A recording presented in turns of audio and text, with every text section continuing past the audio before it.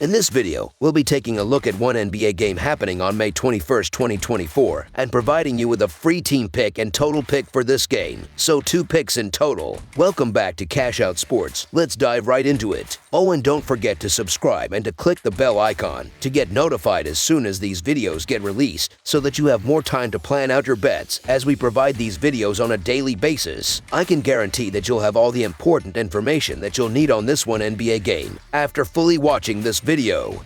One more thing before we start, if you would like to gain access to our best exclusive sports picks to take your journey to the next level, then check out our Patreon in the link down below where we offer our best single picks, parlay picks, and much more. Now let's get started. Indiana Pacers versus Boston Celtics. The Eastern Conference Finals are officially set, with the Indiana Pacers and the Boston Celtics ready to face off at TD Garden on Tuesday. The Pacers advanced by defeating the New York Knicks in an intense Game 7, achieving a remarkable 130-109 victory on the road. During this game, the Pacers set an NBA playoff record by shooting an incredible 67.1% from the field, dominating from the start. Meanwhile, the Celtics have had almost a week of rest after closing their series against the Cleveland Cavaliers in just 5 games. Boston boasts an impressive 8-2 record in the postseason, with 7 of their 8 wins coming by margins of 10 points or more. During the regular season, the Celtics edged out the Pacers, winning the series 3-2. The Indiana Pacers' journey to the Eastern Conference Finals has been nothing short of surprising. Rick Carlisle's team entered the season with low expectations but quickly gained momentum, reaching the finals of the NBA's inaugural in-season tournament. Despite hitting a rough patch midseason, the Pacers finished strong, earning the 6th seed in the Eastern Conference. They then faced the Milwaukee Bucks in the first round and managed to advance. Although they fell behind 2-0 to the Knicks in the second round, the Pacers rallied to win the next 2 games at home.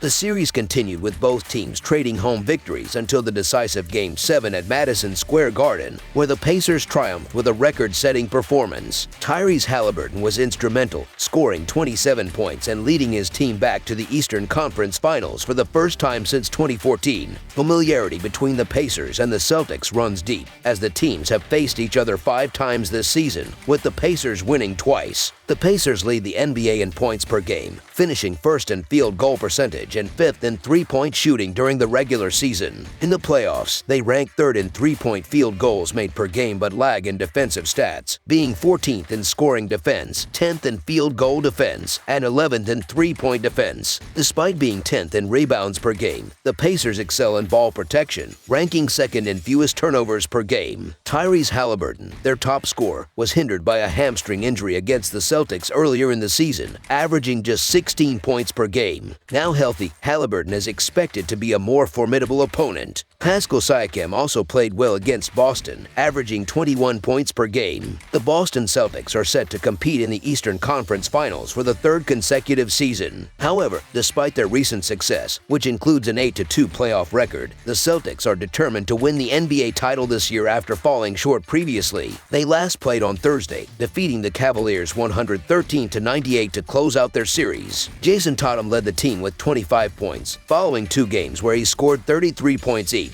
As they aim to reach the NBA Finals for the 2nd time in 3 years, the Celtics are focused on both offense and defense. They rank 6th in points per game in the playoffs, 4th in field goal percentage, and 2nd in three-point shooting, while also being 1st in three-point field goals made per game. Defensively, they are 2nd in scoring defense, 6th in both field goal and three-point defense, and 3rd in rebounds per game. Tatum and Jaylen Brown have dominated against the Pacers, averaging 32.5 and 28 points per game respectively. Both teams enter the series with injury concerns. The Pacers will be without Benedict Mathurin again, while the Celtics have listed Xavier Tillman as questionable and ruled out Kristaps Porzingis. Despite these challenges, the Celtics have shown resilience, especially at home, where they are 17-3 in their last 20 games and have won 10 of their last 11 meetings against the Pacers at TD Garden. The Celtics have demonstrated an ability to bounce back after losses, especially at home, and will be wary of the Pacers' strong three-point shooting, which was a factor in both of Boston's playoff losses. The Pacers' fast-paced style could play into the Celtics' strengths, particularly with Brown and Tatum thriving in transition. For Pacers fans, this is an exhilarating time. Their team has reached the conference finals for the first time in a decade, defying expectations as the 6th seed.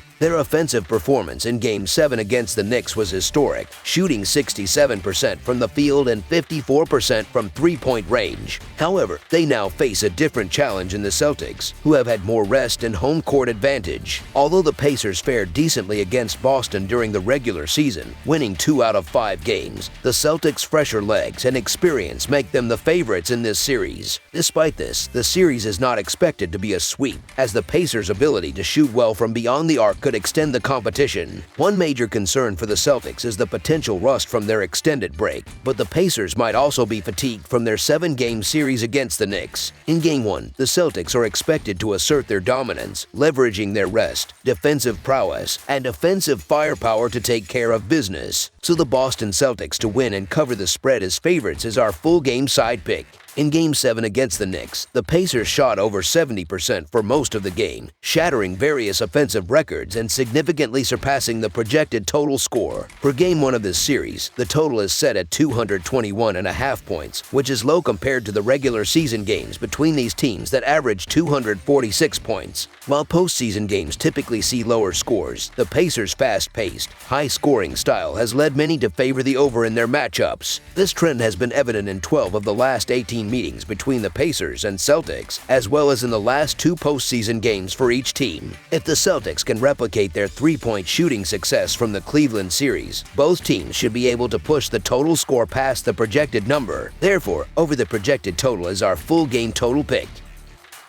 That's all for now, so if you have any other games you would like reviewed, then leave a comment down below with the game you would like analyzed. Subscribe to our channel, leave a like on this video, and we'll get to it as soon as we possibly can. We would also love to hear your opinion on the picks presented to you in this video, whether you agree or disagree with them, so leave a comment down below and do let us know.